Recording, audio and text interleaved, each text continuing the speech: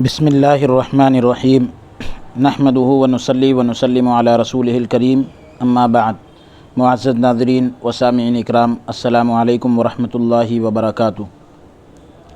باب العلم انواریہ educational society و جامعہ انواریہ حیدرآباد انڈیا کے زیر اہتمام حضرت قاضی ثناء اللہ پانی پتی علیہ الرحمۃ والرضوان کی لکھی ہوئی تفسیر مظہری کا سلسلہ وار درس جاری ہے، جس میں سورہ بقرہ کی آیت نمبر 285 سے ہمارے درس کا آغاز ہے، اور انشاءاللہ تعالی یہ سورہ بقرہ کی آخری نشست ہے۔ انشاءاللہ تعالی اس نشست کے اندر سورہ بقرہ مکمل ہوگی۔ دعا کرتے ہیں کہ مولا تبارک و تعالی اسے اپنی بارگاہ میں قبول عطا فرمائے اور آسانی پیدا فرمائے۔ اعوذ باللہ من الشیطان الرجیم، بسم اللہ الرحمن الرحیم۔ آمن الرسول بما انزل الیہ من ربہ والمؤمنون کل آمن باللہ وملائکتہ وکتبہ ورسلہ لا نفرق بین احد من رسلہ وقالوا سمعنا واطعنا غفرانک ربنا والیک المصیر۔ ایمان لایا، یہ رسول کریم ایمان لائے رسول کریم اس کتاب پر جو اتاری گئی اس کی طرف اس کے رب کی طرف سے، اور ایمان لائے مومن، یعنی رسول پاک بھی ایمان لائے اور ایمان لانے والے بھی ایمان لے کر آئے۔ یہ سب دل سے مانتے ہیں اللہ تبارک و تعالیٰ کو اور اس کے فرشتوں کو اور اس کی کتابوں کو اور اس کے رسولوں کو نیز، یعنی ساتھ ہی یہ بھی کہتے ہیں کہ ہم فرق نہیں کرتے کسی میں اس کے رسولوں سے، اور انہوں نے کہا کہ ہم نے سنا اور ہم نے اطاعت کی۔ ہم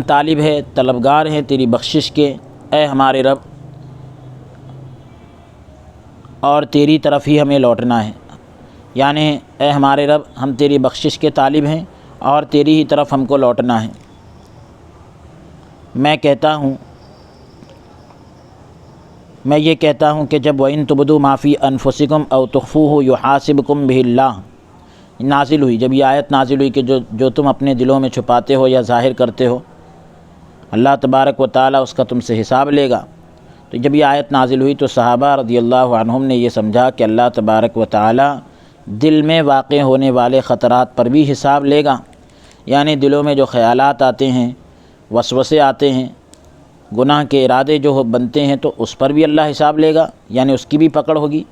یا انہوں نے اپنے نفوس کی سرکشی کو ختم کرنے کے لیے، یعنی اپنے آپ کی سرکشی کو ختم کرنے کے لیے اپنے نفوس پر، اپنے آپ پر رذائل کی تہمت لگائی۔ رذیلہ کی جمع ہے رذائل، یعنی گندگیوں کی، بری چیزوں کی تہمت لگائی، تو یہ معاملہ ان پر شدید ہو گیا، سخت ہو گیا۔ تو حضور صلی اللہ علیہ وآلہ وسلم نے انہیں تسلیم و رضا، یعنی ماننے اور خوش رہنے اور توکل کی صفات سکھائیں، یعنی اللہ کی ذات پر بھروسہ کرنے کی جو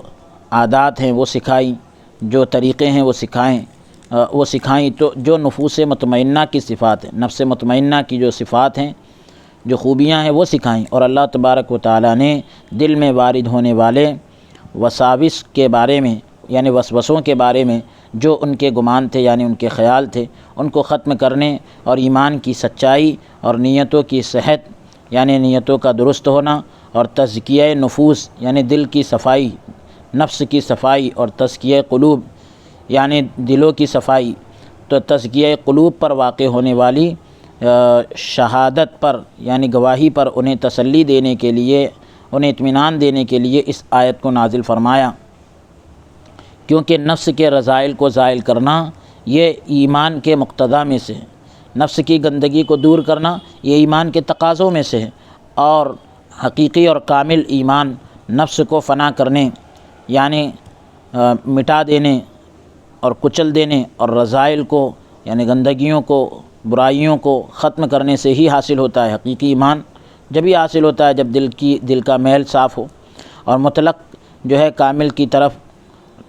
مطلق کامل کی طرف ہی لوٹنا ہے،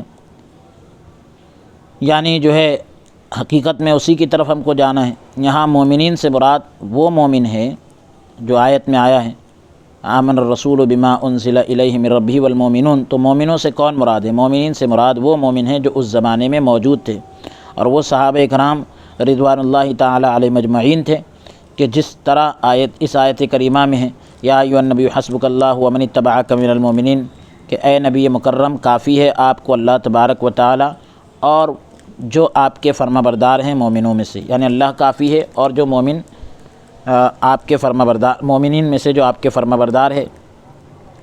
اب ان لوگوں کے ساتھ وہ لوگ بھی شامل ہوں گے جن کا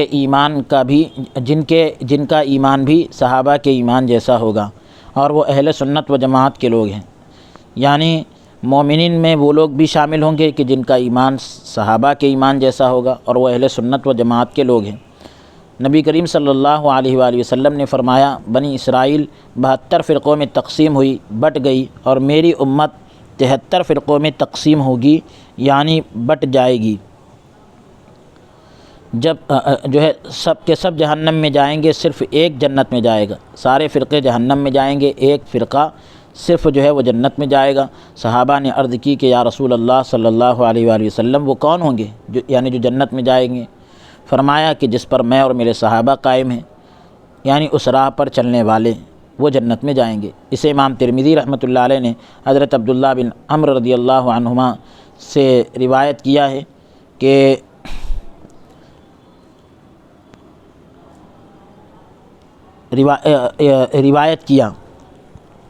اسے امام ترمذی رحمۃ اللہ علیہ نے حضرت عبداللہ بن عمرو سے روایت کیا ہے۔ اب اگلا جو معاملہ ہے کہ آیت کے اندر کلن آیا، کلن آمنا، یہ سب دل سے مانتے ہیں، تو کلن میں جو تنوین آئی ہے تو کہہ رہے ہیں کہ اس میں تنوین جو ہے مضاف الیہ کے عوض میں آئی ہے، مضاف الیہ کے بدلے میں تنوین آئی ہے۔ تقدیر کلام یوں ہوگی، یعنی تقدیری عبارت اس طرح ہوگی، جو عبارت مقدر مانی جائے گی وہ اس طرح ہوگی کل واحد منہم، ان میں سے ہر ایک۔ امام بیضاوی رحمۃ اللہ تعالی علیہ نے کہا کہ یہ اس احتمال سے خالی نہیں، یعنی اس اندیشے سے اور اس ڈر سے خالی نہیں کہ مومنوں کا عطف جو ہے رسول پر کیا جائے، تو اس صورت میں وہ ضمیر تنوین جس کے قائم مقام ہے، یعنی وہ ضمیر کہ تنوین جس کی جگہ لے رہی ہے وہ رسول اور مومنوں کی طرف لوٹے۔ اس اعتبار سے کلن کو اپنی خبر کے ساتھ ملا کر مبتدا کی خبر بنانا صحیح ہوگا۔ اب لفظ رسول کو حکم میں، یعنی رسول کا جو لفظ ہے اس کو حکم میں الگ کرنا یا تو عظمت بیان کرنے کے لیے ہے، اس لیے کہ رسول کا ایمان مشاہدہ اور آنکھوں دیکھا ہوتا ہے۔ رسول کا ایمان جو ہوتا ہے وہ آنکھوں دیکھا ہوتا ہے، جبکہ لوگوں کا ایمان نظر اور استدلال کے ساتھ ہوتا ہے، یعنی اس کے لیے دلیل پیش کرنے کی ضرورت پڑتی ہے اور دلائل کی بنیاد پر وہ معاملے ہوتے ہیں، لیکن رسول کا جو ایمان ہوتا ہے پورا آنکھوں دیکھا ہوتا ہے۔ حمزہ اور کسائی رحمہم اللہ تعالی نے کتاب کی جگہ کتب کی جگہ کتبہ و رسولی، تو کتب کی جگہ کتاب کو جو ہے مفرد پڑھا ہے، یعنی و کتابہ۔ اس صورت میں اس سے مراد قرآن کریم ہوگا، اور قرآن پر ایمان رکھنا تمام کتابوں پر ایمان لانے کو اپنے ضمن میں لیے ہوگا، یعنی قرآن پر ایمان لانا ایسا ہوگا جیسے تمام کتابوں پر ایمان لے آیا ہوں، یعنی اس کے اندر شامل ہو جائیں گی تمام کتابیں۔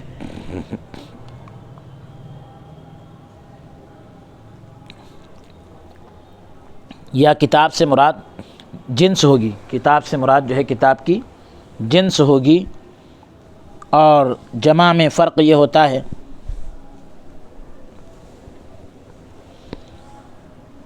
جنس اور جمع میں فرق یہ ہوتا ہے کہ جنس اپنے افراد میں عام ہوتی ہے، یعنی جمع کا لفظ لاتے ہیں کبھی، اور کبھی جنس کے طور پر واحد کا بھی لفظ لاتے ہیں، لیکن وہ جیسے رجل بول کر پورے تمام مرد کے تمام افراد مراد ہو جاتے ہیں، جنس سے رجل مراد ہو جاتی ہیں۔ تو کہہ رہے ہیں کہ یعنی اب رجال جو ہے رجل کی جمع آتی ہے، تو جنس اور جمع میں فرق کیا ہوتا ہے؟ تو کہہ رہے ہیں کہ جنس اپنے افراد میں عام ہوتی ہے جبکہ جمع اپنے جمعوں میں عام ہوتی ہے، یعنی جنس بول کر اس کے تمام افراد مراد ہو جاتے ہیں، اور جمع جو ہے وہ اپنی جمع کے اندر عام ہوتی ہے، یعنی کہ اس سے جو ہے جمع کا اطلاق کتنے لوگوں پر ہوتا ہے یا وہاں ہو سکتا ہے یا وہاں مراد لیا جا رہا ہے وہ ہوں گے۔ لیکن جب جنس کہا جائے تو اب جیسے اگر رجل کہا تو تمام لوگ مراد ہو جائیں گے، یعنی یہاں پر جیسے اب کتاب، تو کتاب سے مراد یہاں پر کوئی یعنی جنس سے کتاب مراد ہے، کتاب کی جنس جو ہوتی ہے وہ مراد ہوگی۔ اسی وجہ سے کہا جاتا ہے الکتاب کا اطلاق الکتب سے زیادہ افراد پر ہے۔ الکتاب کا اطلاق یعنی الکتاب، کتاب جو ہے واحد ہے لیکن اس پر الف لام جو ہے جنس کا ہے، الف لام جو ہے استغراق کا ہے، تو یہاں پر الف لام استغراق کا ہے، تو اب یہ بول کر جو ہے کتب سے زیادہ یعنی کتابوں سے زیادہ افراد پر ہے، یعنی الکتاب کہہ کر اس میں جتنی کتابیں آئیں گی وہ الکتب میں نہیں آئے گی، کیونکہ کتب میں کچھ کتابیں ہوں گی، اور الکتاب میں جو چیز یعنی جس چیز پر کتاب کا لفظ صادق آ سکتا ہے، صحیح ثابت ہو سکتا ہے، اس سے ہر وہ چیز مراد ہوگی۔ اور کہا کہ یا اس حال میں کہ وہ کہتے ہیں، یعنی ان پر ایمان لانے میں ہم فرق نہیں کرتے، لا نفرق بین احد من رسلی، یعنی ان پر ایمان لانے میں ہم فرق نہیں کرتے، جس طرح یہودیوں نے فرق کیا کہ انہوں نے کہا تھا کہ ہم بعض پر ایمان رکھتے ہیں، یعنی کچھ رسولوں پر ایمان لاتے ہیں اور کچھ کا انکار کرتے ہیں۔ احد کا لفظ نکرہ ہے، لا نفرق بین احدم، تو احد کا لفظ جو ہے نکرہ ہے اور نفی کے سیاق میں واقع ہے، یعنی اس کے پہلے جو ہے نفی آئی ہے۔ نکرہ اور معرفہ یہ علم نحو کی ایک اصطلاح ہے، تو یہاں پر جو ہے نکرہ ہے اور نفی اس کے پہلے آیا ہے، بس یہ سب کو عام ہے، یعنی کسی بھی رسول کے درمیان ہم فرق نہیں کرتے۔ اسی وجہ سے اس پر بینہ کا لفظ داخل ہوا ہے، بینہ احدم، بینہ کا لفظ اس لیے آیا ہے۔ یعقوب رحمۃ اللہ علیہ نے لا یفرق غائب کا صیغہ پڑھا ہے، یعنی فرق نہیں کرتے وہ فرق نہیں کرتے، اور ضمیر جو ہے لفظ کلن کی طرف لوٹ رہی ہے، یعنی غائب کی جو ضمیر ہے کہ یعنی وہ فرق نہیں کرتے، یعنی کون؟ کلن،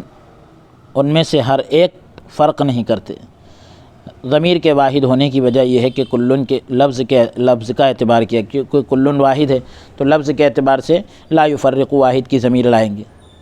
جنہوں نے مطلب یعنی جیسے کہ یعقوب رحمۃ اللہ علیہ نے اس کی بات کی ہے۔ پھر اس کے بعد ہے کہ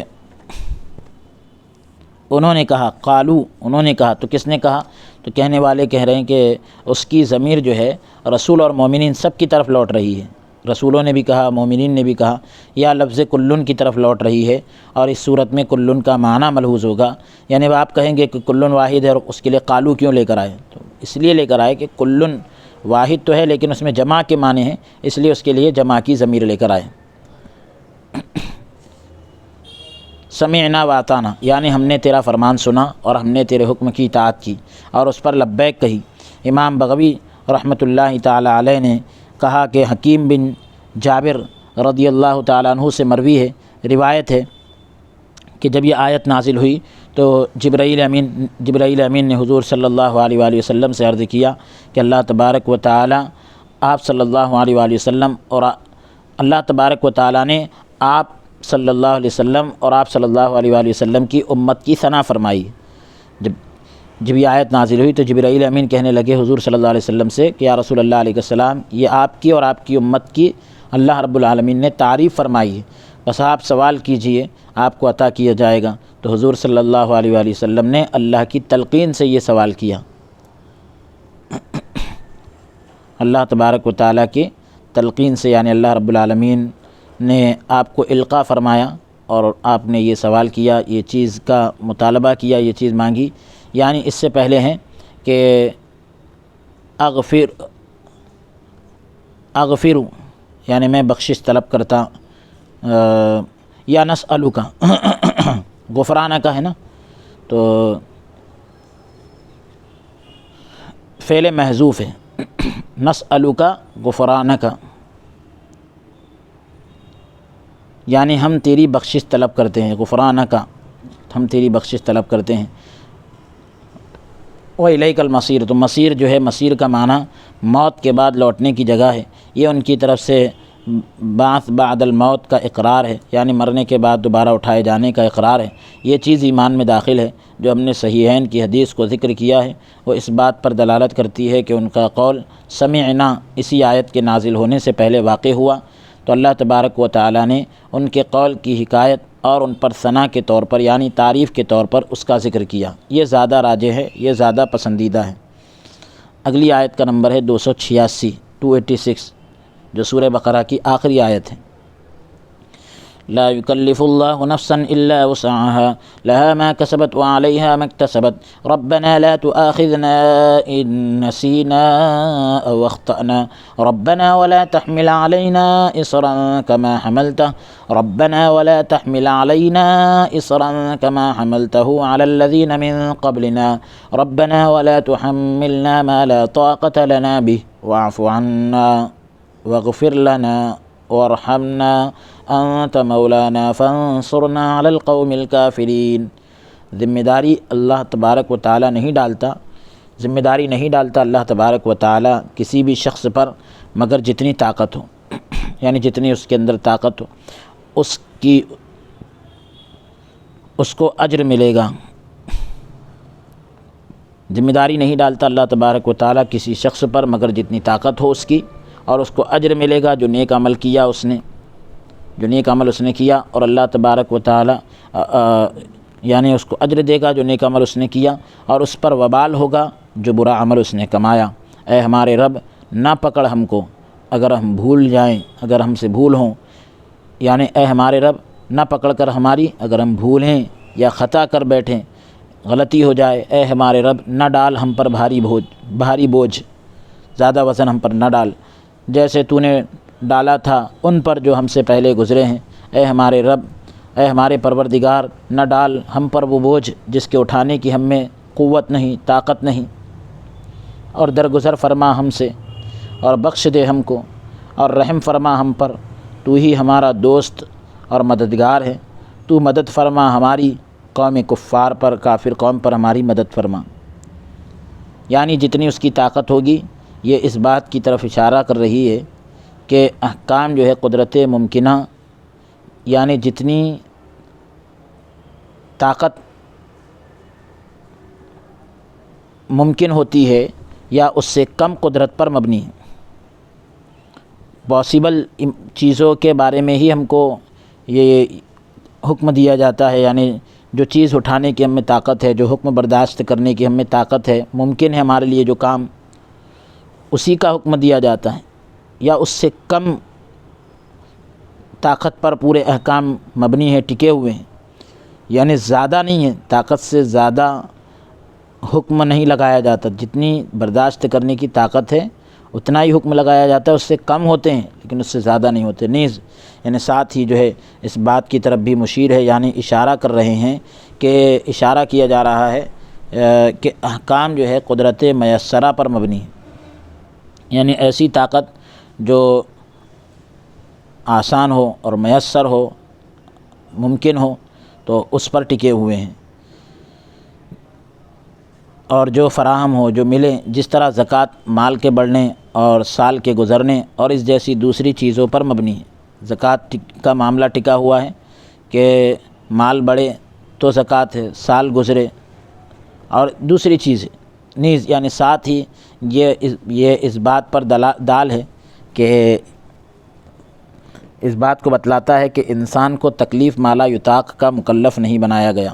یعنی ایسی چیزوں کا پابند نہیں کیا گیا جس کی برداشت کرنے کی اس میں طاقت نہیں، تاہم لیکن تکلیف مالا یطاق کے ممتنع ہونے پر دلالت نہیں کرتا۔ تکلیف مالا یطاق یعنی ایسی چیزوں کا پابند بنانا جس کی طاقت نہ ہو، اس کے ممتنع ہونے پر یعنی اس کی رکاوٹ کو نہیں بتاتا۔ یہاں قدرت سے مراد فعل سے پہلے قدرت موہومہ موجود ہے، یعنی قدرت سے مراد، طاقت سے مراد کام سے پہلے قدرت موہومہ، یعنی جس کی صلاحیت کا خیال کیا جاتا ہے وہ چیز موجود ہے، جیسے اوامر اللہ کے احکامات ہیں، اعتقادات،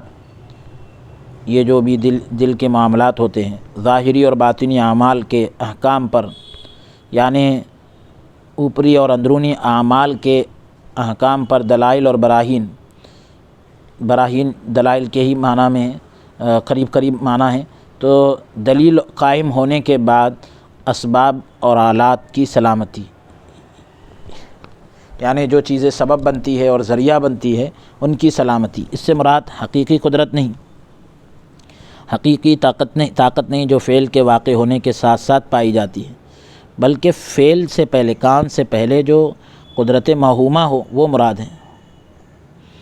اسی وجہ سے خطاب اور عذاب حضرت نوح علیہ السلام اور فرعون کی قوم، حضرت نوح علیہ السلام کی قوم اور فرعون کی قوم، ابو جہل اور اس جیسے لوگوں کی طرف متوجہ ہوا، یعنی اللہ رب العالمین کا حکم اور اللہ کا عذاب نوح علیہ السلام کی قوم کی طرف، فرعون کی قوم، ابو جہل اور اس جیسے لوگوں کی طرف متوجہ ہوئے، جن کے دلوں پر اور کانوں پر اللہ تعالیٰ نے مہر لگا دی، ان کی آنکھوں پر پردے ڈال دیے اور ان کے بارے میں خبر دی کہ وہ ایمان نہیں لائیں گے۔ اللہ تبارک و تعالیٰ نے ارشاد فرمایا، لمن شاء منکم ان یستقیم وما تشاءون الا ان یشاء اللہ رب العالمین۔ اللہ تبارک و تعالیٰ کی مشیت یعنی اس کا ارادہ بندے کی قدرت میں نہیں، یعنی اللہ کی مشیت بندے کے بس میں نہیں، اسی طرح وہ مشیت بھی بندے کی قدرت میں نہیں جو اللہ تعالیٰ کی مشیت کے ساتھ متعلق ہیں۔ جو مشیت یعنی جو اللہ تعالیٰ کی مشیت کے ساتھ جو چیز جڑی ہے وہ مشیت بھی بندے کے بس میں نہیں، یہ اللہ تعالیٰ کا راز ہے، یعنی اللہ کی مشیت کا ایک معاملہ جو ہے اللہ تعالیٰ کا راز ہے، اس پر ایمان لانا، اس سے خاموشی اختیار کرنا اور بحث نہ کرنا، یعنی اس پر خاموش رہنا، بحث نہ کرنا واجب ہے، کیونکہ ایسا کرنا قدموں میں لغزش پیدا کر دیتا ہے، انسان کے قدموں کو لڑکھڑا دیتا ہے۔ حضرت ابو ہریرہ رضی اللہ تعالیٰ عنہ سے مروی ہے، روایت ہے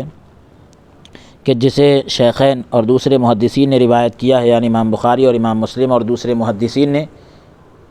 روایت کیا ہے کہ جب صحابہ کرام رضوان اللہ تعالیٰ علیہم اجمعین پر اس آیت وَإِن تُبْدُوا مَا فِي أَنفُسِكُمْ پوری آخر تک جو آیت ہے، تو یہ جب اس کا نزول شدید ہوا، یعنی یہ اس کا نازل ہونا بڑا سخت لگا، تو انہوں نے نبی کریم صلی اللہ علیہ وآلہ وسلم کے سکھانے سے، حضور کے تعلیم دینے سے یہ کہا کہ سمعنا وأطعنا غفرانک ربنا وإلیک المصیر۔ تو اللہ تبارک و تعالیٰ نے اس آیت کو نازل کیا جس سے یہ آیت منسوخ ہو گئی،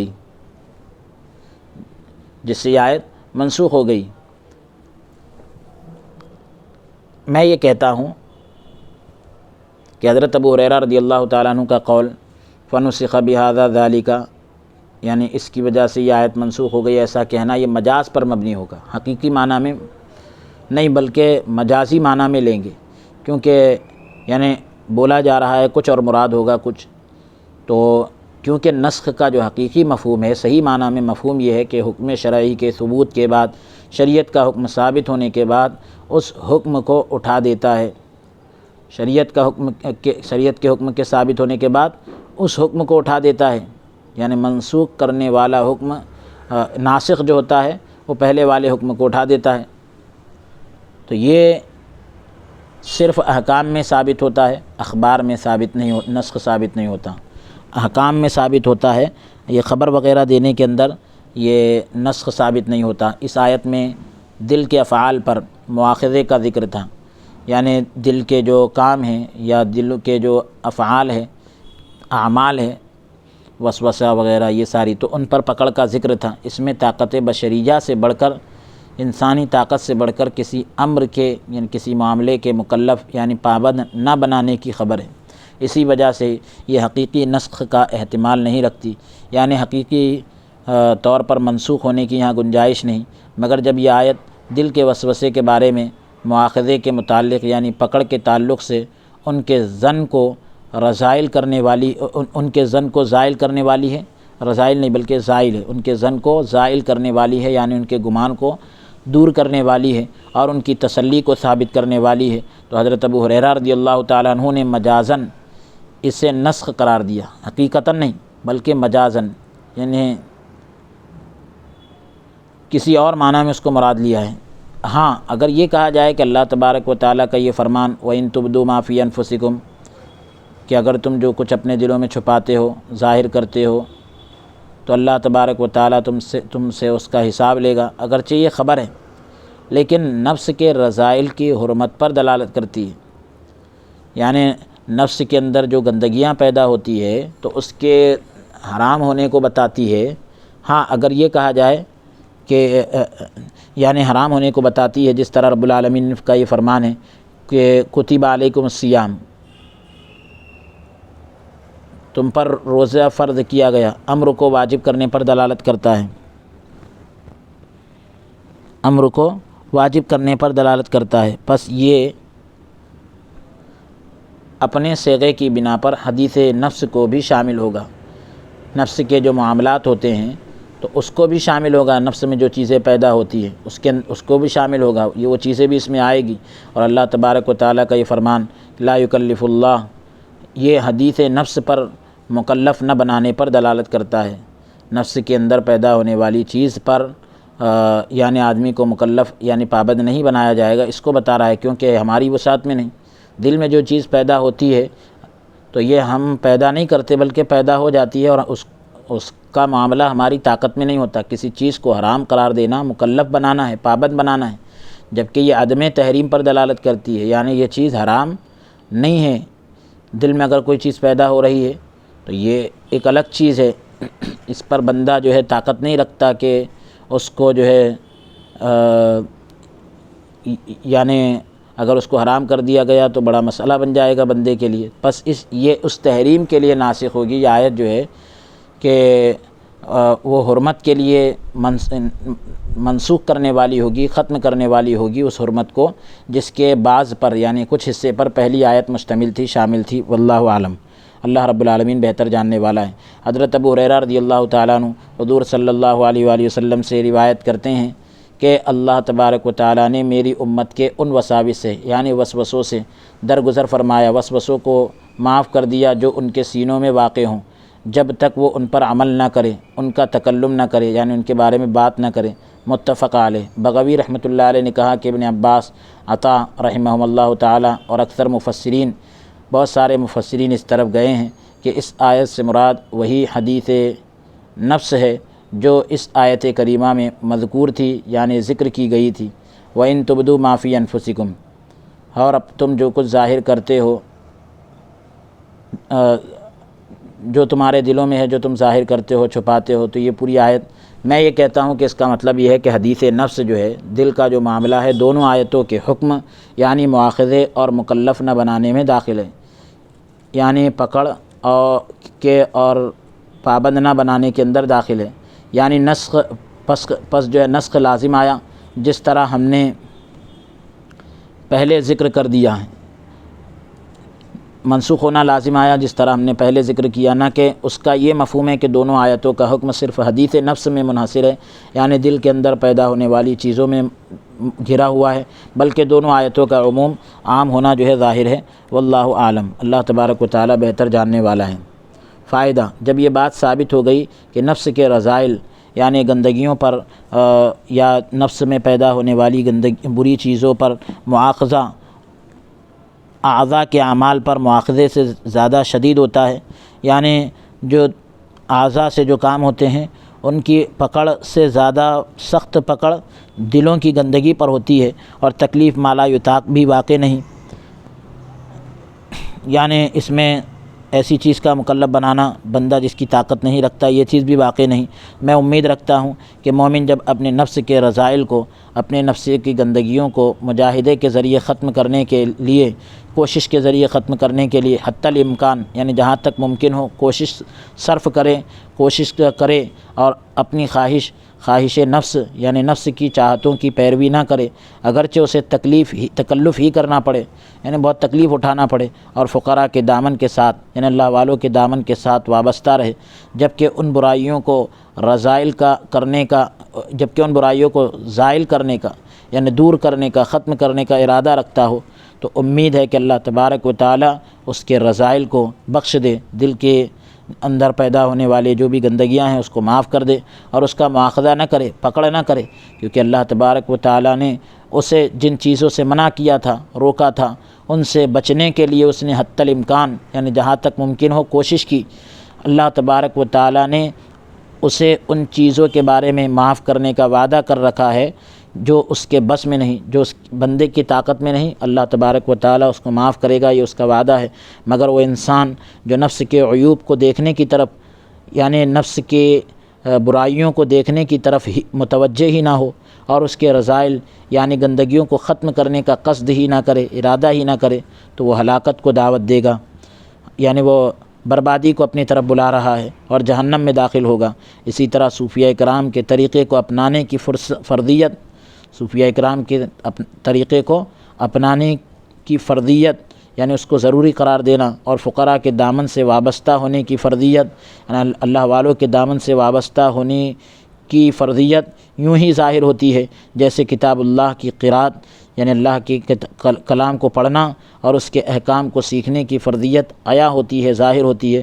یعنی جس طرح اللہ کے کلام کو پڑھنے کی اہمیت اور سیکھنے کی اہمیت ظاہر ہوتی ہے، اسی طرح اللہ والوں کے دامن سے وابستہ ہونے کی فرضیت بھی ظاہر ہوتی ہے۔ رسول اللہ صلی اللہ علیہ وآلہ وسلم نے ارشاد فرمایا، میں تمہارے درمیان دو ذیشان چیزیں چھوڑ کے جا رہا ہوں، بہت شان والی چیزیں چھوڑ کر جا رہا ہوں، ایک کتاب اللہ اور دوسری اپنی اولاد۔ اسے روایت کیا ہے، اب مصنف نے اس کا مرجع ذکر نہیں کیا کہ کس نے روایت کیا، بہرحال یہ روایت موجود ہے۔ پس قرآن کے احکام کے استنباط یعنی قرآن شریف سے احکام نکالنا اور ان پر عمل کرنے اور نصیحت حاصل کرنے اور قرب کے مدارج کو یعنی اللہ رب العالمین کے قریب ہونے کے جو درجات ہیں اس کو طے کرنے کے لیے قرآن کے ساتھ وابستہ ہونا ضروری ہے، جڑے رہنا ضروری ہے، اور اللہ تبارک و تعالیٰ کی رضا یعنی خوشنودی اور اس کی ہدایت یعنی اس کے بتائے ہوئے راستے کے مطابق نفوس اور دلوں یعنی نفس اور دل کو مہذب بنانے کے لیے، تہذیب والا بنانے کے لیے آل رسول صلی اللہ علیہ وآلہ وسلم کے دامن کو پکڑنا ضروری ہے۔ رسول پاک کی آل یعنی اہل بیت کے دامن کو پکڑنا ضروری ہے۔ اس میں انہوں نے وضاحت کر دی نیچے حاشیے میں کہ جبکہ وہ خود دین مصطفی پر کاربند ہوں۔ ضمیر سے مراد نفس ہے، اعضاء یا دوسرے واسطے سے۔ آیت میں آیا نا، اس کو اجر ملے گا جو اس نے کیا، لہا ما کسبت و علیہا ما اکتسبت۔ یہاں ضمیر سے مراد نفس ہے، اعضاء یا دوسرے واسطے سے جو اس نے بھلائی کا کام کیا ہے، اس کا اجر اس کے نفس کے لیے ہے، اس کے اپنے آپ کے لیے ہے، یعنی جو اس نے برائی کی اس کا بوجھ اسی پر ہے، یعنی اس کی طاعت یعنی فرمانبرداری کا نفع فائدہ اور اس کی نافرمانی کا نقصان صرف اسی کو ہوگا۔ خیر کو کسب کے ساتھ خاص کیا ہے، لہا ما کسبت وعلیہا ما اکتسبت، لہا ما کسبت تو کسب کے ساتھ خاص کیا ہے، اور شرک کو اکتساب کے ساتھ خاص کیا، وعلیہا اور اس پر وبال ہوگا جو اس نے برا عمل کیا، تو ما اکتسبت اس کو اکتساب کے ساتھ خاص کیا ہے، کیونکہ اکتساب میں یعنی ہر لفظ جو ہے ایک جگہ کسبت ہے اور ایک جگہ اکتسبت ہے، تو کہہ رہے ہیں کہ اکتساب میں زیادہ مشقت ہوتی ہے، تکلیف ہوتی ہے، برائی کو نفس چاہتا ہے، اس کی طرف انسان کو کھینچتا ہے، بس برائی کو حاصل کرنے کے لیے انسان کو زیادہ محنت اور مشقت کرنا پڑتی ہے، اس لیے باب افتعال سے اس کو ذکر کیا مکتسبت، جبکہ خیر کے اندر یہ صورتحال نہیں ہوتی۔ تقدیر کلام یوں ہیں، کیونکہ آیت کے اندر جو آیا ہے، اے ہمارے رب نہ پکڑ ہم کو اگر ہم بھولیں یا خطا کر بیٹھیں۔ تو قولو ربنا لا تؤاخذنا اس کا معنی ہے کہ ہمیں سزا نہ دے، یعنی لوگوں سے کہا جا رہا ہے کہ تم ایسا کہو کہ ہمارے رب ہماری پکڑ نہ کر، یعنی لوگوں کو سکھایا جا رہا ہے۔ اب ان نسینا یعنی اگر ہم بھول جانے کی وجہ سے اپنے اوپر واجب چیز کو، جو چیزیں ضروری ہے اس کو، واجبات کو ترک کر دیں، چھوڑ دیں۔ نسیان جو ہے بھول جانا ذکر کی ضد ہے، یاد رکھنے کی ضد ہے، اس کا اپوزٹ ہے، اس کا الٹا ہے۔ او اخطأنا یا خطا کر بیٹھے، یعنی توجہ کی کمی کی وجہ سے کام نہ کر سکے۔ یہ آیت اس بات پر دلالت کرتی ہے، اس بات کو بتاتی ہے کہ نسیان اور خطا یعنی بھول اور غلطی پر مواخذہ یعنی پکڑ عقلاً ممتنع نہیں ہے۔ عقل کے اعتبار سے یہ چیز رکاوٹ والی نہیں ہے، کیونکہ گناہ زہر کی مانند ہے۔ گناہ جو ہے زہر کی طرح ہے، جس طرح زہر کا کھانا انسان کو ہلاک کر دیتا ہے، مار دیتا ہے، موت کے منہ میں ڈال دیتا ہے، یعنی چاہے انسان خطاً کھائے یعنی غلطی سے کھائے، اسی طرح گناہوں کا ارتکاب، گناہوں کا کرنا یعنی چاہے بغیر ارادے کے ہو تو وہ سزا تک لے جاتا ہے اگر اللہ تبارک و تعالیٰ انہیں معاف نہ کرے۔ یا گناہوں کا ارتکاب، گناہ کرنا جو ہے سینے کی تنگی اور دل کے میل کو واجب کرتا ہے، اس سے دلوں میں میل پیدا ہوتا ہے۔ حضرت شیخ شہید جو ہے اپنے شیخ سید السند نور محمد بدایونی سے روایت کرتے ہیں کہ جب آپ کی خدمت میں کوئی کھانا یا کوئی اور چیز پیش کی جاتی تو اپنی نظر بصیرت کے ساتھ یعنی دل کی آنکھوں کے ساتھ اسے دیکھتے، اگر اس میں کوئی تاریکی نہ دیکھتے یعنی کوئی کسی قسم کی گندگی نہ دیکھتے تو اسے تناول فرماتے، کھا لیتے یا استعمال کرتے، یا اسے یعنی کھا لیتے یا استعمال کرتے یا کسی اور کو دے دیتے۔ بعض اوقات ان کھانوں کو دفن فرما دیتے، کبھی کبھی تو ایسا ہوتا تھا کہ ان کھانوں کو گاڑ دیتے تھے جو آپ کی خدمت میں تحفے کے طور پر پیش کیے جاتے۔ جس کا دل بینا نہ ہوتا، اب جس کے دل میں آنکھیں نہ ہوں، وہ آپ سے بعض اوقات عرض کرتا، کبھی کبھی کہتا کہ اے شیخ آپ یہ کیا کر رہے ہیں، آپ یہ کھانا کسی اور کو کیوں نہیں دے دیتے؟ تو آپ فرماتے سبحان اللہ، اللہ کی ذات پاک ہے، کیا مسلمان کے لیے یہ جائز ہے کہ وہ کسی کھانے میں زہر دیکھے، خود نہ کھائے لیکن کسی اور کو دے دے؟ یعنی زہر والا کھانا خود نہ کھائے کسی اور کو دے دے، یہ مسلمان کے لیے جائز ہے کیا؟ تاکہ وہ کسی اور کو دے دے تاکہ وہ اسے کھا لے، ایسا کر سکتا ہے کیا مسلمان؟ یہی وہ خوش نصیب لوگ ہیں جو حضور صلی اللہ علیہ وآلہ وسلم کے اس قول کے مخاطب ہیں، حضور صلی اللہ علیہ وسلم کے اس قول کے مخاطب ہیں، یعنی جن سے حضور نے خطاب کیا ہے، اپنے دل سے فتویٰ طلب کر، اگرچہ مفتی تجھے فتویٰ دے،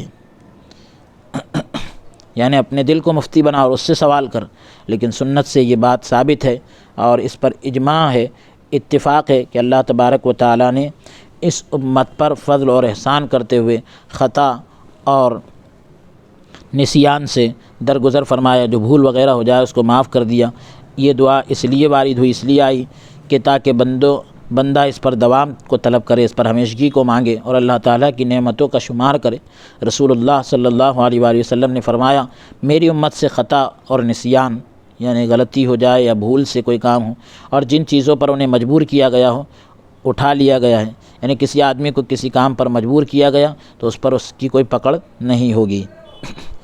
طبرانی رحمۃ اللہ علیہ نے اس کو حضرت ابن عمر رضی اللہ تعالیٰ عنہما کی حدیث سے بیان کیا ہے جس کا ذکر پہلے ہو چکا ہے۔ حضور صلی اللہ علیہ وآلہ وسلم کا یہ فرمان رفع عن امتی الخطأ والنسیان کا مفہوم یہ ہے کہ میری امت سے خطا اور نسیان اٹھا لی گئی، اس کا مطلب یہ ہے کہ ان کا گناہ اس سے اٹھا لیا گیا ہے۔ اللہ تبارک و تعالیٰ آخرت میں ان کا محاسبہ نہیں فرمائے گا،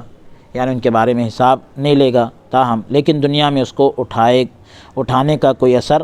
ظاہر نہیں ہوگا، دنیا میں اس کو اٹھانے کا کوئی اثر سامنے نہیں آئے گا، کیونکہ خطا اور نسیان اور اکراہ یعنی مجبور کیے جانے سے عمل واقع ہوتا ہے، عمل تو ہو جاتا ہے اور محسوس ہے، اس کو محسوس کیا جاتا ہے، یہ مرفوع نہیں ہے، یہ حدیث مرفوع نہیں ہے، یا پھر یوں کہہ لیجئے مرفوع نہیں ہے تو مرفوع یہاں پر بمانے اٹھا ہوا نہیں ہے۔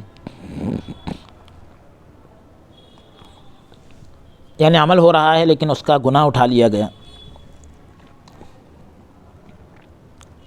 اللہ تبارک و تعالی یعنی اس کی پکڑ نہیں کرے گا۔ ساتھ ہی دنیا جو ہے دارالعمل ہے، جب اس میں یعنی عمل کی جگہ ہے دنیا، جب اس میں کوئی چیز واقع ہو تو مکلف کے لیے یعنی جو بندہ ہے اس کے لیے جہاں تک ہو سکے اس کا تدارک ضروری ہے، اس کی تلافی جو ہے ضروری ہے۔ اس حکمت کے تحت، اسی حکمت کی وجہ سے حضور صلی اللہ علیہ وآلہ وسلم نے فرمایا حضور علیہ السلام نے فرمایا کہ جو نیند اور بھول جانے کی وجہ سے نماز ادا نہ کر سکا، بہت زیادہ گہری نیند میں تھا، بھول گیا، نماز ادا نہ کر سکا، جب اسے یاد آئے تو اسے پڑھے۔ اس پر تمام علماء کا اتفاق ہے کہ خطا اور نسیان کی وجہ سے نماز اور روزے اور دوسرے امور کی قضا، دوسرے تمام معاملات کی قضا ساقط نہیں ہوتی، یعنی ادا نہ ہو سکی تو کم از کم اس کو قضا تو کرے۔ اور نماز میں بھول جانے کی وجہ سے بالاتفاق یعنی سب کے نزدیک سجدہ سہو واجب ہوتا ہے، اور قتل خطا یعنی بھول سے کسی کو قتل کیا تو قتل خطا کفارہ اور وراثت سے محرومی کو بالاتفاق ثابت کرتا ہے، یعنی غلطی سے بھی کسی نے کسی کو خطا کے طور پر قتل کر دیا، یہ پوری آپ اس کی تفصیلات انشاءاللہ سورہ نساء کے اندر سنیں گے۔ تو قتل کرنے والا جو ہے مقتول کے یعنی جس کا قتل کر دیا گیا اس کے ذریعے سے تو وراثت سے وہ محروم ہو جائے گا، اس کی وراثت سے۔ تو بالاتفاق اس کو ثابت کرتا ہے امام شافعی رحمۃ اللہ علیہ، دنیاوی احکام میں خطا اور نسیان کا کبھی کبھی اعتبار کرتے ہیں، دنیاوی احکام میں خطا اور نسیان کا کبھی اعتبار کرتے ہیں۔ مسئلہ نماز میں بھول کر گفتگو کرنا، یعنی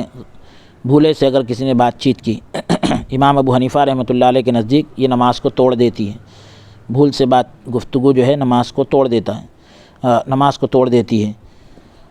بھول کر کسی نے بات چیت کی تو اس سے نماز ٹوٹ جائے گی، اس دلیل کی بنا پر جو ہم نے پہلے کہی۔ امام شافعی تو وہی کہہ رہے ہیں کہ خطا اور نسیان میں جو ہے خطا اور نسیان آخرت میں عتاب سے تو رافع ہے لیکن دنیا میں مرفوع نہیں، یعنی آخرت میں پکڑ سے یہ چیز اٹھ جاتی ہے لیکن دنیا میں نہیں اٹھی یہ چیز۔ امام شافعی رحمۃ اللہ علیہ فرماتے ہیں حضرت ابو ہریرہ رضی اللہ تعالیٰ عنہ کی حدیث کی وجہ سے بھول کر گفتگو کرنا نماز کو نہیں توڑتا۔ کہا ہمیں نبی کریم صلی اللہ علیہ وسلم نے، حضرت ابو ہریرہ کہتے ہیں کہ حضور علیہ السلام نے ہم کو ظہر یا عصر کی نماز پڑھائی، آپ صلی اللہ علیہ وآلہ وسلم نے 2 رکعتوں کے بعد سلام پھیر دیا، پھر آپ صلی اللہ علیہ وآلہ وسلم قبلے کی جانب تنے کے پاس تشریف لائے، اور آپ صلی اللہ علیہ وآلہ وسلم ناراضگی کے عالم میں اس کے ساتھ ٹیک لگا کر بیٹھ گئے، اور قوم میں حضرت ابو بکر اور حضرت عمر رضی اللہ تعالی عنہما بھی موجود تھے۔ آپ صلی اللہ علیہ وآلہ وسلم سے گفتگو کرنے سے ڈرے، بات کرنے سے ڈرے، جلدی کرنے والے لوگ نکلے اور انہوں نے کہا کہ نماز مختصر ہو گئی ہے۔ ذوالیدین رضی اللہ تعالیٰ عنہ اٹھے اور عرض کی یا رسول اللہ صلی اللہ علیہ وآلہ وسلم، آپ بھول گئے یا نماز مختصر ہو گئی، یعنی کیا نماز کم ہو گئی؟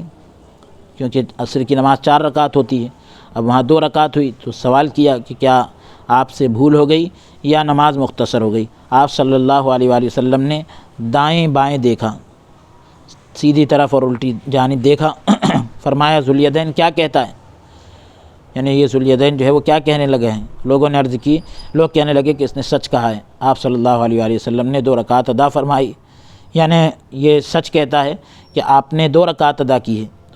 حضور صلی اللہ علیہ وآلہ وسلم نے 2 رکعت مزید ادا فرمائی، یعنی 2 رکعت اور ادا کی، سلام پھیرا، پھر تکبیر کہی یعنی اللہ اکبر کہا، اور پھر سجدہ کیا،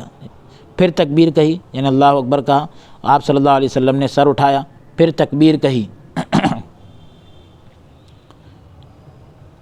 اور سجدہ کیا، پھر تکبیر کہی اور سر اٹھایا، متفق علیہ۔ ہم یہ کہتے ہیں کہ یہ حدیث اللہ تبارک و تعالیٰ کے اس فرمان وقوموا للہ قانتین اور حضرت زید بن ارقم رضی اللہ تعالیٰ عنہ کی حدیث کے ساتھ منسوخ ہے۔ حضرت زید بن ارقم رضی اللہ تعالیٰ عنہ کی حدیث اس آیت کی تفسیر میں گزر چکی ہے۔ تو یہاں پر یعنی سجدہ سہو کی بات آئی ہے۔ مسئلہ ایک اور سماعت کریں کہ جمہور کے نزدیک حج بھول کر جماع کرنے سے بھی فاسد ہو جاتا ہے، یعنی حج کے اندر غلطی سے بھی اگر کسی نے جماع کر لیا، صحبت کر لی تو حج فاسد ہو جاتا ہے، جبکہ امام شافعی رحمۃ اللہ علیہ نے اس سے اختلاف کیا ہے۔ وہ یعنی اس سے ہٹ کر بات کی ہے، وہ کہتے اور جسے مجبور کیا جائے، اور مختی کی طلاق یعنی طلاق پر جس کو مجبور کیا جائے یا غلطی سے جس نے طلاق دے دی تو ہمارے نزدیک واقع ہو جاتی ہے، جبکہ امام شافعی رحمۃ اللہ علیہ نے اس سے اختلاف کیا ہے۔ اس اختلاف کی بنیاد حضور صلی اللہ علیہ وآلہ وسلم کے فرمان رفع عن امتی کی وضاحت کے اختلاف پر مبنی ہے، وضاحت کے اختلاف پر مبنی ہے، اس کی بنیاد اسی پر ہے۔ مسئلہ خطا جو ہے خطاً یعنی غلطی سے جو ہے کھانا روزے کو توڑ دیتا ہے، یہ امام ابو حنیفہ صاحبین اور امام مالک رحمہ اللہ تعالیٰ کا نقطۂ نظر ہے۔ امام احمد اور امام شافعی رحمہ اللہ تعالیٰ نے کہا کہ روزہ نہیں ٹوٹتا۔ امام مالک رحمۃ اللہ علیہ کے نزدیک بھول کر کھانا کھانے سے بھی روزہ ٹوٹ جاتا ہے، قیاس بھی یہی ہے یعنی عقل بھی یہی کہتی ہے، جبکہ جمہور کے نزدیک فاسد نہیں ہوتا، جمہور کے نزدیک روزہ نہیں ٹوٹتا۔ امام ابو حنیفہ رحمۃ اللہ علیہ نے بھول کر کھانا کھانے سے روزہ نہ ٹوٹنے کا قول حضرت ابو ہریرہ رضی اللہ عنہ کی حدیث سے کیا ہے، یعنی بھول کر کھانے سے روزہ نہیں ٹوٹے گا، جو انہوں نے نبی کریم صلی اللہ علیہ وسلم سے روایت کیا ہے حضرت ابو ہریرہ رضی اللہ عنہ نے کہ جب تم میں سے کوئی بھول جائے تو اس نے کھایا اور پیا پس اسے چاہیے کہ روزہ مکمل کرے، بے شک اسے اللہ تعالیٰ نے کھلایا اور پلایا ہے، متفق علیہ۔ مسئلہ امام مالک رحمۃ اللہ علیہ کے نزدیک ذبح کرتے وقت ذابح یعنی ذبح کرنے والا بھول کر بھی تسمیہ نہ پڑھے یعنی بسم اللہ نہ پڑھے تو اس کا ذبیحہ حرام ہو جاتا ہے، جبکہ ہمارے نزدیک خلاف قیاس حدیث طیبہ کی وجہ سے حرام نہیں ہوتا، یعنی عقل کے خلاف ہم حدیث کو ترجیح دیتے ہیں، ہم جو ہے حدیث کو ترجیح دیتے ہیں، اہمیت دیتے ہیں کہ حدیث میں یہ ہے کہ اس کی پوری وضاحت آگے آ رہی ہے انشاءاللہ تعالی سورہ انعام کے اندر۔ تو امام مالک کے نزدیک تو ذبح کرتے وقت ذبح کرنے والا بھول کر بھی بسم اللہ نہ پڑھے تو ذبیحہ حرام ہوتا ہے، ہمارے نزدیک جو ہے حرام نہیں ہوتا اگر بھول کر بسم اللہ نہیں پڑھا ہے تو۔ ہم اس مسئلے کی وضاحت سورہ انعام میں مفصل یعنی تفصیل کے ساتھ ذکر کریں گے انشاءاللہ تعالی۔ فائدہ، کلبی رحمۃ اللہ علیہ نے کہا کہ بنو اسرائیل جب ایسی چیز کو بھول جاتے جس کا انہیں حکم دیا گیا ہوتا یا خطا کرتے تو ان کے لیے عذاب جلدی آ جاتا تو ان کے گناہ کے حساب سے ان پر کھانے یا پینے والی کوئی چیز حرام ہو جاتی۔ اسرن آیت میں جو آیا لا تحمل علینا اسرن، تو اسر کا معنی بھاری بوجھ ہے جو اٹھانے والے کو حرکت کرنے سے روک دیتا ہے، یہاں اس سے مراد سخت احکام ہیں جن کو ادا کرنے کی انسان میں طاقت نہیں ہوتی۔ الذین یعنی الذین سے مراد یہود ہیں کہ جن پر جیسے تو نے ہم سے پہلے لوگوں پر بوجھ ڈالا ہے، تو اس سے مراد یہودی ہے۔ اس کی وجہ یہ ہے کہ اللہ تبارک و تعالیٰ نے ان پر 50 نمازیں فرض کی تھی، 50 نمازیں فرض کی تھی، اور زکوٰۃ کے طور پر چوتھائی مال دینے کا حکم ہوا تھا، مال کا چوتھائی حصہ 1/4 دینے کا حکم ہوا تھا۔ کپڑے کے جس حصے پر نجاست لگ جاتی، ناپاکی لگ جاتی تو اس کو کاٹنا پڑتا، یعنی کپڑا دھونے سے پاک نہیں ہوتا بلکہ وہ کپڑے کو اتنے حصے کو کاٹ کے پھینکنا پڑتا۔ جو کوئی گناہ کرتا تو صبح کے وقت وہ گناہ اس کے دروازے پر لکھا ہوتا۔ جب انہوں نے بچھڑے کی پوجا کی تو انہیں کہا گیا کہ اپنے رب کی بارگاہ میں توبہ کرو اور اپنے آپ کو قتل کرو،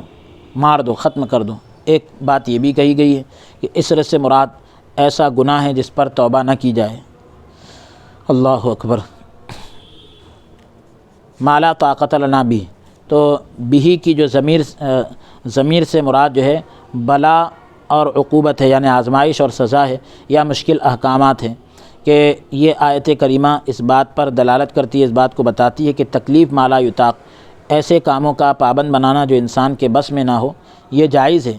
تاہم یعنی لیکن فضل اور احسان کے طور پر شرع کی طرف سے یعنی شریعت کی طرف سے ان کا عدم وقوع ثابت ہے، یعنی چیزیں واقع نہیں ہوتی، لیکن بنانا تو جائز ہے، پابند بنانا جائز ہے۔ یہاں لا تحمل کو مشدد لانا، فعل کو لا تحملنا مالا جو آیا آیت میں بعد میں تحملنا، تو تحمل کو مشدد لانا، تجدید کے ساتھ لانا فعل کو دوسرے مفعول کی طرف متعدی کرنے کی وجہ سے ہے، یعنی دوسرے مفعول کی طرف اس کو لے کر جائیں گے اس کی وجہ سے ہے۔ واعف عنا، یعنی ہمارے گناہوں پر ہمیں عذاب نہ دے، ہمارے گناہ بخش دے، یعنی ہمارے گناہ بخش دے اور ان پر ردائے ستر ڈال دے، یعنی درگزر فرما ہم سے، یعنی ہمارے گناہوں پر ہم کو عذاب نہ دے، وغفر لنا، بخش دے ہم کو، یعنی ہمارے گناہ بخش دے اور ان پر ردائے ستر یعنی چھپانے والی جو چادر ہوتی ہے وہ ڈال دے، ورحمنا، اور رحم فرما ہم پر، کیونکہ ہم کوئی نیکی نہیں کرتے اور نہ ہی کوئی برا عمل چھوڑتے ہیں مگر تیری رحمت کے ساتھ، لا حول ولا قوت الا بک، انت مولانا، تو ہی ہمارا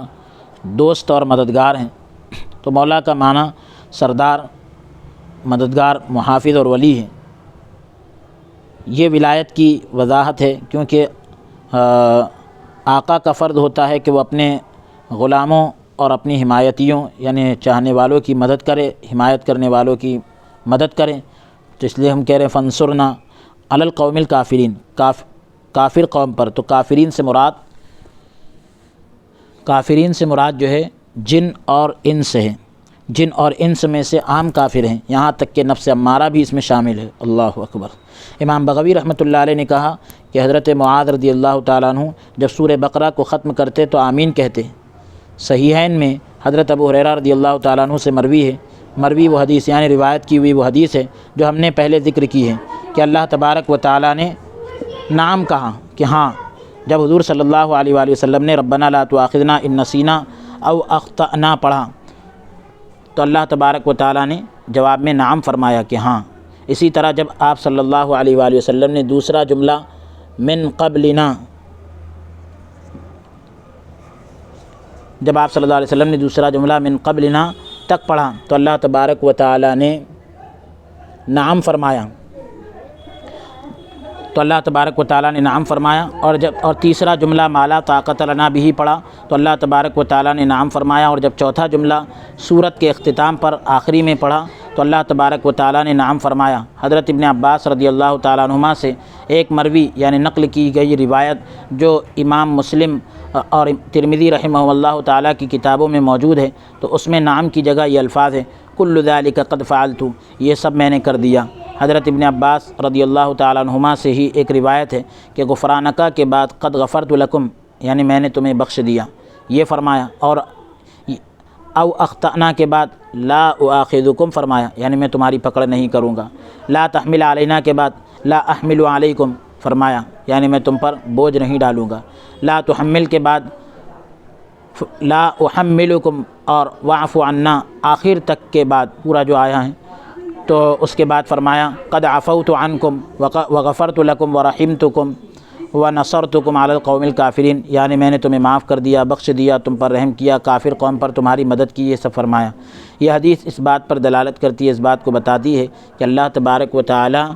دعا کو قبول فرماتا ہے۔ نسیان اور خطا پر عدم مؤاخذہ یعنی پکڑ نہ ہونا تمام امت کے حق میں بالاتفاق ثابت ہے۔ اسی طرح اسر کو نہ اٹھوانا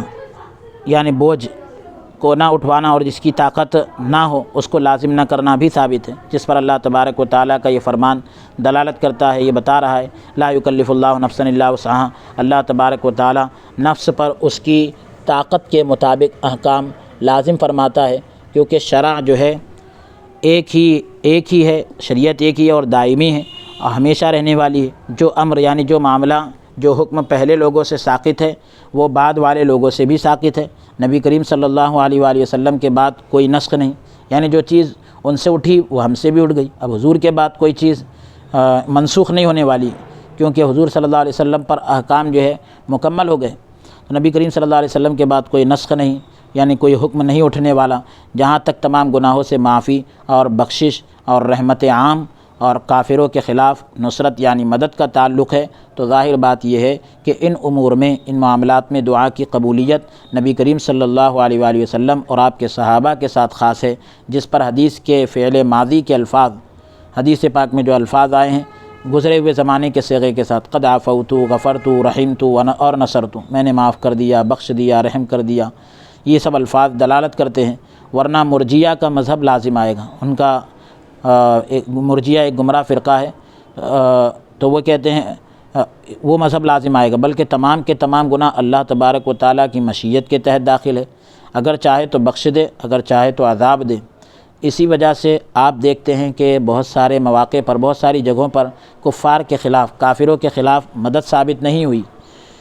کیسے ہو سکتا ہے؟ جبکہ نصرت یعنی مدد تو ولایت پر مرتب ہے، یعنی اس کا حقدار بھی تو ہونا چاہیے انسان، جس پر فا کا کلمہ دلالت کرتا ہے، فنصرنا انت مولانا فنصرنا، تو وہ دلالت کر رہا ہے۔ تو معاصی کے ارتکاب پر، گناہ کے کرنے پر مدد کیسے نصیب ہو سکتی ہے؟ اے اللہ حضور صلی اللہ علیہ وآلہ وسلم کی امت کو بخش دے، اے اللہ حضور صلی اللہ علیہ وآلہ وسلم کی امت پر رحم فرما، اے اللہ حضور صلی اللہ علیہ وآلہ وسلم کی امت کو درست فرما۔ فصل سورہ فاتحہ کے فضائل میں اس فرشتے کا قول ذکر ہے، گزر چکا ہے، جو آسمان سے نازل ہوا۔ اس نے حضور صلی اللہ علیہ وآلہ وسلم کو عرض کی کہ آپ کو، یعنی یا رسول اللہ صلی اللہ علیہ وسلم، آپ کو دو نوروں کی، دو روشنیوں کی خوشخبری ہو جو آپ کو عطا کیے گئے ہیں، دو نور جو آپ کو عطا کیے گئے ہیں، جبکہ یہ آپ صلی اللہ علیہ وآلہ وسلم سے پہلے، یعنی فرشتہ کہہ رہا ہے کہ آپ سے پہلے کسی نبی کو عطا نہیں کیے گئے۔ سورہ فاتحہ اور سورہ بقرہ کی آخری 2 آیتوں میں سے آپ کوئی حرف نہیں پڑھیں گے مگر وہ آپ کو عطا کر دیا جائے گا، جو بھی آپ مانگیں گے آپ کو ملے گا۔ یعنی اللہ تعالیٰ آپ کی دعا، آپ کو جو ہے دعا کرنے کا سلیقہ سکھایا، اللہ تعالیٰ نے آپ کو دعا کرنے کا سلیقہ یعنی ڈھنگ سکھایا۔ اہدنا سے لے کر سورت کے اختتام آخری تک، غیر المغضوب علیہم ولا الضالین تک، اور ربنا لا تؤاخذنا سے لے کر سورت کے اختتام اخیر تک، فانصرنا علی القوم الکافرین تک، یہ ہمارے نبی صلی اللہ علیہ وآلہ وسلم کے ساتھ خاص ہے۔ اسی وجہ سے آپ صلی اللہ علیہ وآلہ وسلم کی تمام امت جو ہے قیامت تک گمراہ نہ ہوگی، پوری امت گمراہ نہیں ہوگی، یعنی امت کی پوری تعداد گمراہی پر جمع نہیں ہوگی۔ حضور صلی اللہ علیہ وآلہ وسلم نے فرمایا میری امت گمراہی پر جمع نہیں ہو سکتی، اکٹھی نہیں ہو سکتی۔ مصنف نے حوالہ ذکر نہیں کیا، اور فرمایا کہ میری امت میں سے ایک جماعت ہمیشہ اللہ تعالیٰ کے حکم پر قائم رہے گی، جمی رہے گی، جو اسے چھوڑ جائے وہ انہیں کچھ تکلیف نہ دے سکے گا۔ یعنی کچھ لوگ اگر نکل کر جاتے بھی ہے سواد اعظم سے، بڑی تعداد سے، تو ان کو کوئی تکلیف نہیں ہوگی، اور نہ ان کی مخالفت کرنے والا، یعنی ان کی مخالفت کرنے والا بھی ان کو کوئی نقصان نہ دے سکے گا، یہاں تک کہ اللہ تبارک و تعالیٰ کا حکم آ پہنچے، یعنی قیامت، موت آ جائے، تو تب تک کہ یعنی وہ دین پر جمے رہیں گے، تو وہ اس وقت بھی اس حالت پر ہوں گے، اسی حالت پر ہوں گے، یعنی ایمان کی حالت میں ہوں گے۔ شیخین نے اپنی اپنی صحیح میں، یعنی بخاری اور مسلم نے جو ہے اپنی اپنی کتاب میں حضرت معاویہ رضی اللہ تعالیٰ عنہ سے روایت کی ہے، حضرت عبداللہ ابن مسعود رضی اللہ تعالیٰ عنہ سے مروی ہے، روایت ہے کہ جب حضور صلی اللہ علیہ وآلہ وسلم کو معراج کرایا گیا، یعنی آسمان پر لے جایا گیا، آپ صلی اللہ علیہ وآلہ وسلم سدرۃ المنتہا تک پہنچے۔ سدرۃ المنتہا چھٹے آسمان میں ہے، زمین سے جو چیز عروج کرتی ہے، بلندی پر جاتی ہے، وہ یہاں تک پہنچتی ہے، بس اسے قبض کر لیا جاتا ہے، روک لیا جاتا ہے، اور جو اوپر سے نیچے آتی ہے وہ بھی یہاں آ کر رک جاتی ہے، وہ بھی یہاں آ کر رک جاتی ہے، اور اسے قبض کر لیا جاتا ہے، روک لیا جاتا ہے۔ فرمایا اذ یغشی السدرۃ ما یغشی، جب سدرہ پر چھا رہا تھا جو چھا رہا تھا۔ تو یہ سنہری فراش ہے، سنہرا فرش ہے۔ کہا حضور صلی اللہ علیہ وآلہ وسلم نے کہا کہ حضور صلی اللہ علیہ وآلہ وسلم کو 3 چیزیں عطا کی گئیں، 5 نمازیں عطا کی گئی، سورہ بقرہ کی آخری 2 آیتیں عطا کی گئی، اور آپ صلی اللہ علیہ وآلہ وسلم کی امت میں سے جو شرک نہیں کرتا اس کے گناہ بخش دیے گئے۔ 3 چیزیں عطا ہوئی سدرۃ المنتہا پر، یعنی سفر معراج میں 3 چیزیں عطا ہوئی، 5 نمازیں اور سورہ بقرہ کی آخری 2 آیتیں، اور حضور کی امت میں سے جو شرک نہیں کرتا اس کی بخشش۔ اسے امام مسلم رحمۃ اللہ علیہ نے روایت کیا ہے، یعنی اللہ تبارک و تعالیٰ نے اس کے گناہ کبیرہ بخشنے کا وعدہ کیا ہے، یا بڑے بڑے گناہ بخش جانے کا وعدہ کیا، یا اس صورت میں کہ گناہگار توبہ کرے، یا اس صورت میں کہ جس کے حق میں وہ چاہے اپنی رحمت کے ساتھ انہیں بخش دے، یعنی توبہ کی توفیق ملے پھر بخش دیا جائے، یا اپنی رحمت سے اللہ جسے چاہے اس کو بخش دے، لیکن گناہ کبیرہ کے بخشے جانے کی بات کا ذکر ہے، اگرچہ وہ توبہ نہ کرے یا سزا کے بعد اللہ تعالیٰ اپنی رحمت کے ساتھ بخش دے۔ خلاصہ کلام یہ ہے کہ مومن جو ہے گناہ کبیرہ کی وجہ سے ہمیشہ جہنم میں نہیں رہے گا، جس طرح معتزلہ یعنی گمراہ جو فرقہ معتزلہ، روافض اور خوارج کا نقطۂ نظر ہے، ان کا طریقہ یہی، ان کی رائے یہی ہے، اللہ تبارک و تعالیٰ انہیں ذلیل و رسوا کرے کہ وہ یہ کہتے ہیں کہ ہمیشہ جہنم میں رہیں گے گناہ کبیرہ کی وجہ سے، باہر نہیں آئیں گے۔ حضرت ابو مسعود انصاری رضی اللہ تعالیٰ عنہ سے مروی ہے، روایت ہے کہ رسول اللہ صلی اللہ علیہ وآلہ وسلم نے فرمایا، جس نے ان 2 آیتوں کو رات میں پڑھا اس کے لیے یہ کافی ہو جاتی ہیں۔ اسے 6 ائمہ نے روایت کیا ہے۔ حضرت نعمان بن بشیر رضی اللہ تعالیٰ عنہ سے مروی ہے، روایت ہے کہ رسول اللہ صلی اللہ علیہ وآلہ وسلم نے فرمایا کہ اللہ تبارک و تعالیٰ نے زمین اور آسمان کی تخلیق سے، زمین اور آسمان کو پیدا کرنے سے 2000 سال پہلے ایک تحریر لکھی۔ اب یہ مدت متشابہات میں سے ہے، یعنی اس کی حقیقت سے اللہ اور اس کے پیارے رسول صلی اللہ علیہ وسلم ہی آگاہ ہے، باخبر ہے۔ 2000 سال پہلے تو یہ مدت بتائی گئی، تو یہ متشابہات میں سے ہے، اس کی حقیقت کو یعنی اللہ رب العالمین بہتر جانتا ہے۔ تو اللہ تبارک و تعالیٰ نے ایک تحریر لکھی جس میں سے 2 آیتیں نازل فرمائی، یعنی جن کے ساتھ سورہ بقرہ کو ختم کیا، سورہ بقرہ کی آخری 2 آیتیں نازل فرمائی۔ ایسا نہیں ہو سکتا کہ 3 راتوں میں یہ 2 آیتیں ایک گھر میں پڑھی جائیں تو شیطان اس گھر کے قریب بھی آئے، یعنی 3 رات تک یہ 2 آیتیں کسی گھر میں اگر پڑھی جائے تو شیطان اس گھر کے قریب نہیں آ سکتا۔ اسے بغوی رحمۃ اللہ علیہ نے روایت کیا ہے۔ حضرت ابو مسعود انصاری رضی اللہ تعالیٰ عنہ سے مرفوع روایت مروی ہے، نقل ہے کہ اللہ تبارک و تعالیٰ نے یہ 2 آیتوں کو جو ہے جنت کے خزانوں میں سے نازل، یہ 2 آیتیں اللہ تعالیٰ نے جنت کے خزانوں میں سے نازل فرمائی۔ سورہ بقرہ کی آخری 2 آیتیں جنت کے خزانوں میں سے نازل ہوئیں، جنہیں اللہ تبارک و تعالیٰ نے اپنی مخلوقات کی پیدائش، اللہ تعالیٰ نے مخلوقات کی پیدائش سے، تمام چیزوں کے پیدا کرنے سے 2000 سال پہلے اپنے دست قدرت سے لکھا۔ یہ 2 آیتوں کو اللہ رب العالمین نے اپنے دست قدرت سے لکھا۔ جس نے ان 2 آیتوں کو عشاء کی نماز کے بعد پڑھا، یہ رات بھر کی عبادت کے قائم مقام ہو جائیں گی، رات بھر کی عبادت کے برابر اس کا ثواب ہوگا۔ اس سے ابن عدی رحمۃ اللہ علیہ نے کامل میں نقل کیا ہے۔ حضرت ابو سعید خدری رضی اللہ تعالیٰ عنہ سے مروی ہے، روایت ہے کہ رسول اللہ صلی اللہ علیہ وآلہ وسلم نے فرمایا، وہ سورت جس میں بقرہ یعنی گائے کا ذکر ہے وہ قرآن کا قسطاس یعنی میزان ہے، ترازو ہے۔ سورہ بقرہ جو ہے قرآن کا میزان ہے، بس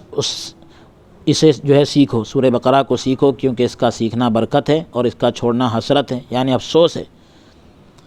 بطلہ جو ہے اسے سیکھنے کی طاقت نہیں رکھتے۔ عرض کی گئی بطلہ کون ہے؟ فرمایا کہ جادوگر، یعنی جادوگر اسے نہیں سیکھ سکتے،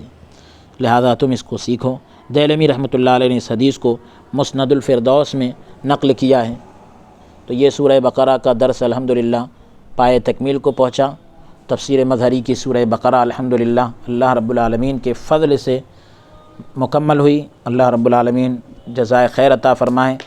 آپ تمام ہی سننے والے حضرات کو اجر عظیم عطا فرمائے، اور سورہ بقرہ کی اور اس کی آخری 2 آیتوں کی بالخصوص برکتیں نصیب فرمائے، اور مولا تبارک و تعالیٰ اس کے مصنف کی مرقد انور پر، لکھنے والے کی تربت پر رحمت و نور کی بارش عطا فرمائے، ان کے درجات میں بلندی عطا فرمائے۔ پروردگار عالم کی بارگاہ میں ہم دعا کرتے ہیں کہ مولا تبارک و تعالیٰ جامعہ انواریہ اور باب العلم انواریہ ایجوکیشنل سوسائٹی کو عروج عطا فرمائیں، اور جو اس کے خادم ہیں، ذمہ داران ہیں، اراکین ہیں، سبھی کو اجر عظیم عطا فرمائے، معاونین کو، محبین کو اور سامعین کو مولا تبارک و تعالیٰ اپنے فضل خاص سے خوب رحمتوں اور برکتوں کا خزینہ نصیب فرمائے، اور مولا تبارک و تعالیٰ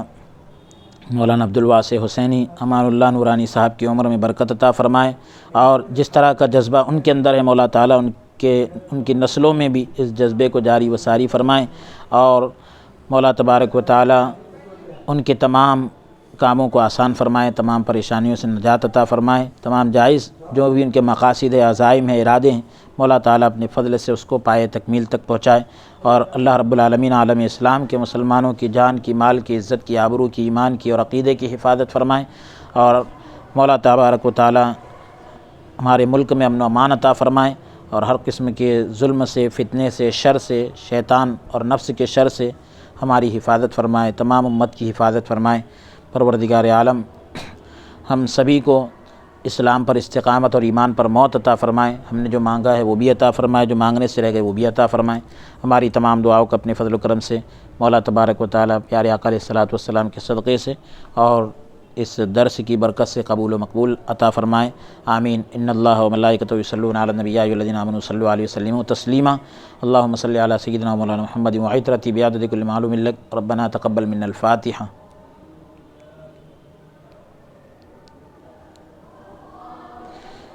بفضل سبحان ربک رب العزۃ عما یصفون وسلام علی المرسلین والحمد للہ رب العالمین۔ لا الہ الا